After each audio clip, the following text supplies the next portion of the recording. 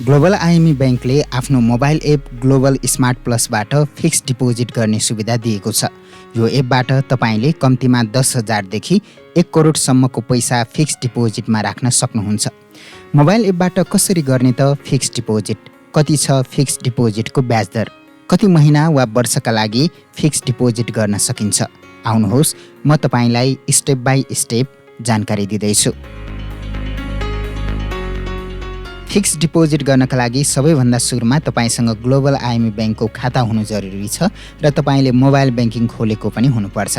त्यसका लागि तपाई सबैभन्दा सुरुमा यो ग्लोबल स्मार्ट प्लस मोबाइल एपमा जानुहोस्। त्यसपछि यहाँ तपाईले गुड मर्निङ भनेर तपाईको नाम पनि देख्नुहुन्छ अनि त्यसपछि मोबाइल नम्बर अलरेडी आइरहेको छ, आएको छैन भने राख्नुहोस् र तपाईको पासवर्ड राखेर लगइन गर्नुहोस्। अब लगइन गरिसकेपछि तपाईले यो इन्टरफेस देख्न सक्नुहुन्छ। यो तपाईको ग्लोबल आइएमई ब्याङ्कको खातामा रहेको पैसाहरू सबै देखाइरहेको हुन्छ र त्यो तल तपाईले सर्भिसेस भन्ने देख्नुहुन्छ। सर्भिसेसमा तपाई यो बिल पेमेन्ट, त्यसैगरी एयरलाइन टिकटिङ, वालेट लोड, एनई मिस्ड भन्ने छ। यो भन्दा तल तपाई हेर्नुभयो भने फिक्स्ड डिपोजिट भन्ने एउटा अप्सन छ। तपाई फिक्स्ड डिपोजिट गर्नका लागि चाहिँ त्यो अप्सनमा जानुपर्छ। त्यसैले यहाँ थिच्नुहोस्। अब यहाँ टच गरिसकेपछि यहाँ स्किम भन्ने अप्सन छ र यतापट्टि हिस्ट्री भन्ने पनि छ। हिस्ट्रीमा चाहिँ तपाईले अहिलेसम्म कति फिक्स्ड डिपोजिट गर्नुभयो त्यो देखाउँछ र स्किम भन्ने यो मेन्यु छ। यसमा चाहिँ यहाँ फिक्स्ड डिपोजिटको प्रकारहरू छ। सुरुको छ global online fixed deposit, online fixed deposit भन्ने छ। त्यसैगरी तल ग्लोबल आइएमई रेमिटर्स मुद्दती खाता भन्ने छ अनि तल ग्लोबल समृद्ध अवकाश रिकरिङ डिपोजिट भन्ने छ। नियमित बचत गरौँ भनेर यो पेन्सन सम्बन्धी फिक्स्ड डिपोजिट छ। हामीले गर्न खोजेको चाहिँ यो ग्लोबल अनलाइन फिक्स्ड डिपोजिट भन्ने हो सबैभन्दा सुरुको। तपाईँ यहाँ डिटेलमा गएर पनि पढ्न सक्नुहुन्छ यो के हो भनेर र ब्याक गर्नुहोस्। मैले यो तपाईँलाई देखाएको मात्र। तपाईँ यहाँ अनलाइन फिक्स्ड डिपोजिट भनेको तल अप्लाई एफडी भन्ने छ, यसमा थिच्नुहोस्। अब यसमा टच गरिसकेपछि डिपोजिट अमाउन्ट भन्ने छ। यो डिपोजिट अमाउन्टमा चाहिँ तपाईले 10,000 देखि 1 करोडसम्म यो अनलाइनबाटै फिक्स्ड डिपोजिट गर्न सक्नुहुन्छ। अनि त्योभन्दा तल छ ट्युनर इन मन्थ्स भन्ने छ। यसमा चाहिँ तपाईँ कति महिना गर्न चाहनुहुन्छ? 3 महिना, 6 महिना, 9 महिना, 12 महिना, 13 महिना, 18 महिना, 24 महिना अर्थात् 2 वर्षसम्मको लागि तपाईँले फिक्स्ड डिपोजिटमा राख्न सक्नुहुन्छ अनलाइनबाट। र डिपोजिट अमाउन्ट भन्नेमा तपाईँले कति राख्न चाहनुहुन्छ त्यो राख्नुहोस्। तल इन्ट्रेस्ट रेट भन्ने देखाइरहेको छ। ब्याज दर हो यो। अहिले चाहिँ 9.99% देखाइरहेको छ। तपाईँले फिक्स्ड डिपोजिट गर्ने बेला फरक पनि पर्न सक्छ, एकपटक चेक गर्नुहोस्। र यहाँ इमेल एड्रेस राख्नुहोस्। इमेल एड्रेसमा चाहिँ तपाईले मोबाइल ब्याङ्किङ खोल्दाखेरि अथवा तपाईले यो खाता खोल्दाखेरि जुन इमेल राख्नुभएको थियो त्यो इमेल एड्रेस यहाँ राख्नुहोस्।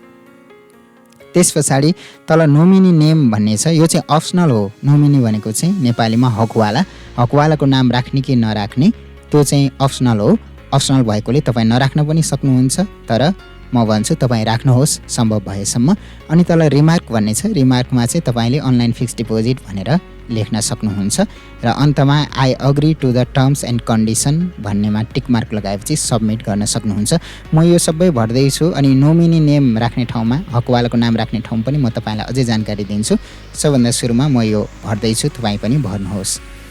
र नोमिनी नेममा चाहिँ यहाँ तपाईँले थिच्नुभयो भने नोमिनी नेममा तपाईले नाम राख्नुहोस्। यसमा सम्भव भएसम्म तपाईको मम्मी बुवा अथवा तपाईको प्यारेन्ट जो हुनुहुन्छ गार्जियन उहाँलाई राख्न सक्नुहुन्छ अथवा श्रीमान श्रीमती हुनुहुन्छ भने श्रीमान श्रीमतीको नाम राख्न सक्नुहुन्छ। अनि यो नोमिनी नेम राखिसकेपछि नोमिनीसँगको रिलेसन पनि राख्नुपर्छ। रिलेसनमा चाहिँ तपाईको नाता के हो त्यो नाता छान्नुहोस्। यहाँ नाताहरू विभिन्न छ, तपाईले नाता छानेर राख्न सक्नुहुन्छ। र नोमिनी डकुमेन्ट आइडी भन्ने देखाउँछ। यसमा चाहिँ तपाईले जसको नाम राख्नुभएको छ उहाँको नागरिकताको नम्बर, नागरिकता नम्बर चाहिँ यहाँ राख्नुहोस्। र नागरिकता नम्बर चाहिँ नागरिकतामा जे फर्मेटमा छ त्यसैमा राख्नुहोस्। र त्यसपछि रिमार्कमा फिक्स्ड डिपोजिट भनेर राख्न सक्नुहुन्छ। र अन्तमा यहाँ दिएको छ I agree to the terms and कन्डिसनमा क्लिक गर्नुहोस् र त्यसपछि सबमिट गर्नुहोस्। कहिलेकाहीँ यो I agree to the terms and कन्डिसनमा क्लिक हुनलाई मान्दैन, गाह्रो मान्छ, तर यो तपाईले गरिरहनु भयो भने पछि चाहिँ यो टिक मार्क लाग्छ, त्यस पछाडि सबमिट गर्नुहोस्। र केही गरी प्रब्लम देखाइरह्यो भने चाहिँ तपाईँले फेरि ब्याक आएर यो फर्मलाई फेरि भर्न सक्नुहुन्छ।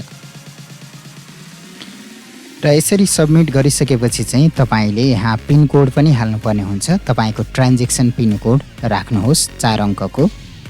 यति गरिसकेपछि तपाईँको खाताबाट फिक्स्ड डिपोजिटको लागि पैसा घटेको म्यासेज तपाईँले पाउनुहुनेछ र तपाईँको ब्याज दर अनुसार हरेक 3 महिनामा तपाईँको खातामा ब्याज सँगै जोडिनेछ र जब तपाईँको यो फिक्स्ड डिपोजिटको समय सकिन्छ त्यस पछाडि सबै पैसा फेरि तपाईँको सेभिङ एकाउन्टमा आएर जम्मा हुन्छ। यसरी तपाईँ फिक्स्ड डिपोजिट गर्न सक्नुहुन्छ। आदरणीय दर्शकबिन, तपाईँलाई यो भिडियो कस्तो लाग्यो कृपया कमेन्ट गर्नुहोस्। यस्तै भिडियोहरूका लागि मेरो च्यानललाई सब्स्क्राइब गर्न नभुल्नुहोला। भिडियो मन परेमा लाइक र सेयर गर्न पनि नभुल्नुहोस्। मसँग तपाईँ सिधै फेसबुक, ट्विटर र इन्स्टाग्राममा जोडिन सक्नुहुन्छ। अर्को भिडियोमा फेरि भेट्नेछु। तबसम्मका लागि आफ्नो ख्याल राख्नुहोस् अनि स्वस्थ र सुरक्षित रहने प्रयास गर्नुहोस्।